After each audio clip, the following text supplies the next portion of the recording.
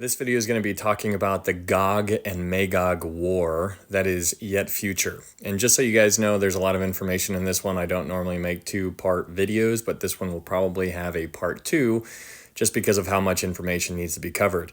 And just so you know, this is going to be an unpopular opinion, but it's the one that I think actually makes the most sense. And so I'm going to push back a little bit against the bigger names that are out there, many names that you would probably recognize. I'm going to give a counter proposal, which is in contrast to the idea that they would naturally give you. So hang on, and as per usual, test all things. So let's get on into it. When you start warming up to Ezekiel 38 and 39, it's good to do a little backtracking. And so back in Ezekiel 30 or 25, God says to Ezekiel, he says, "Son of man, set your face against the Ammonites." So set your face, set your face, set your face. You're going to see that time and time again as you read the book of Ezekiel. Here's another example in Ezekiel 29. It says, "Son of man, set your face against Pharaoh, king of Egypt." So you're picking up on the trend.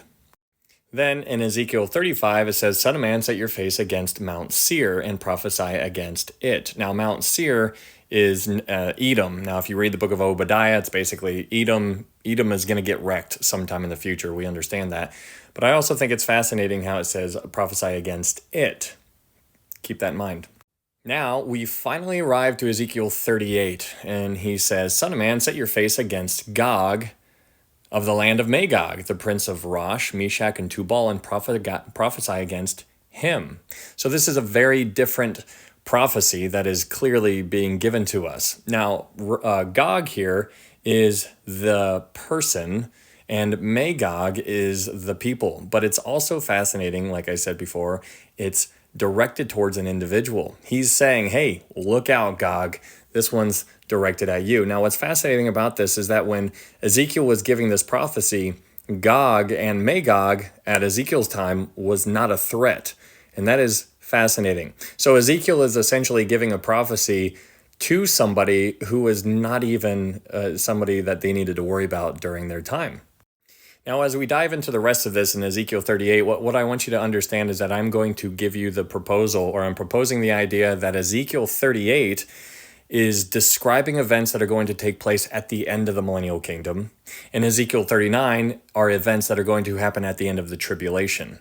There's a order of operations in some way or another, and so the question on the table is which way does it actually take place? And so I am proposing to you my idea. My idea is that Ezekiel 38 is going to happen at the end of the millennial kingdom. Here in verse 4, it talks about, "I will turn you around, put hooks in your jaws, and lead you out with all your army horses, horsemen, and splendidly clothed, a great company with bucklers and shields, all of them handling swords. Persia, Ethiopia, Libya are with them, all of them with shield and helmet." Now, what's interesting about this is that we're told that they have swords and shields and helmet. Now, that could just be the weaponry used during that time, so we need to think about in the future. But what I think is very fascinating about this is in Isaiah 2. Because in Isaiah chapter 2, verse, the verses leading up to verse 4, this is describing a period of time referred to as the millennial kingdom. The millennial kingdom is a 1,000-year period of time that is going to happen at the end of the tribulation, and that is when Jesus is boots on the ground and he is reigning as king.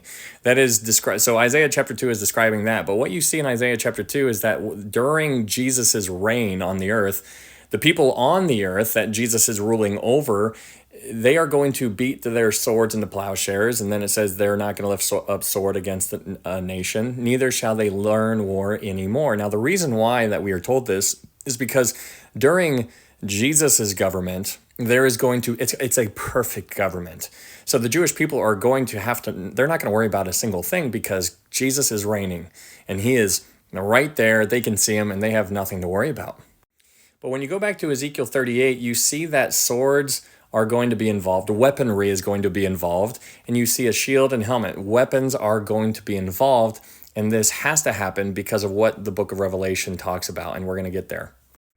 But another thing to consider in Ezekiel 38, it says, "After many days you will be visited in the latter years." And then you can keep on reading. But after many days, in my opinion, is 1,000 years. In the latter years, meaning at the very end of time, this is what this is alluding to.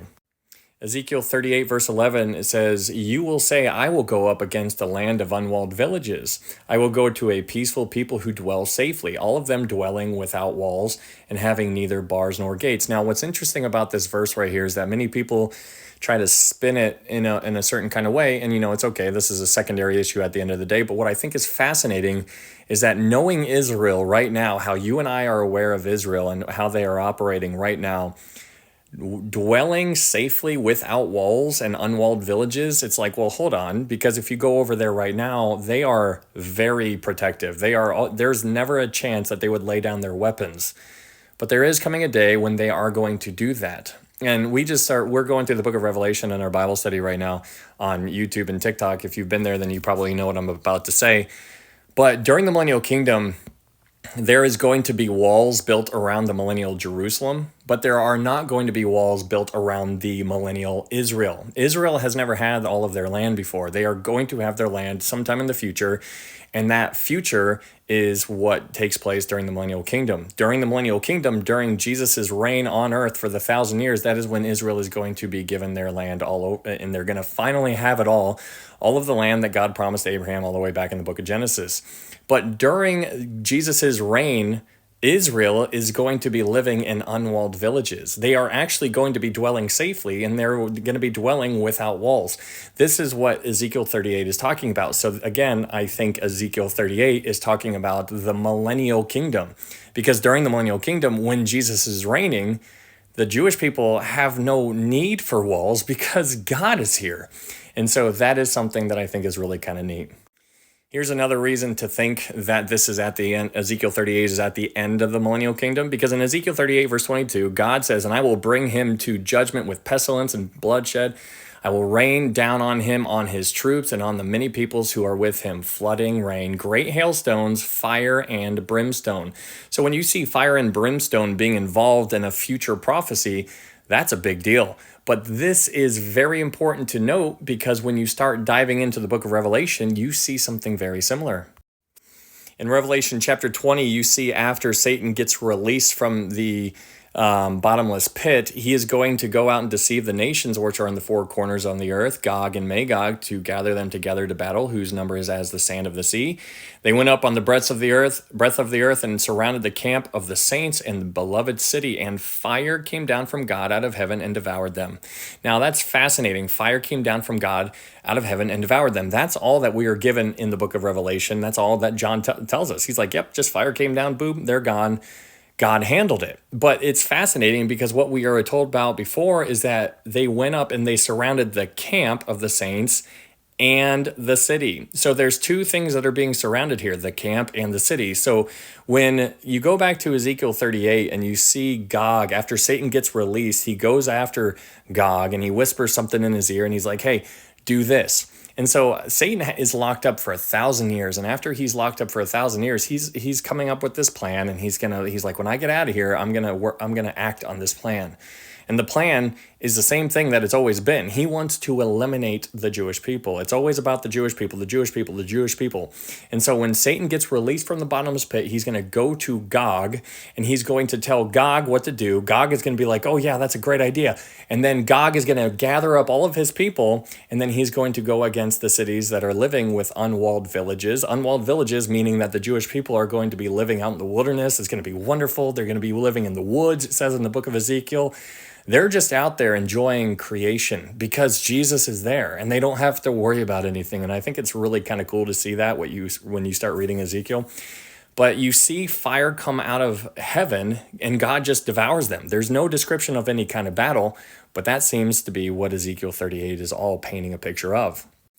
We'll talk more about Ezekiel chapter 39 and how that plays into the book of Revelation as well. I'll have to make a part 2 because I only have like 30 seconds left on this video.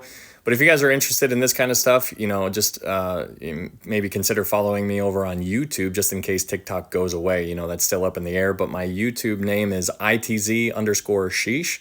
And this is where we do a verse-by-verse Bible study where we dive deep into stuff and we try to figure it out. But the gospel is always going to be the center of attention in these studies. And the gospel can be found in 1 Corinthians 15, where it says that Jesus died according to the scriptures, that he was buried, and that he rose again on the third day according to the scriptures. Guys, we are getting seriously close to going home. There's a rapture coming, and we are one day closer to it. And so keep your eyes up and be a light for the Lord.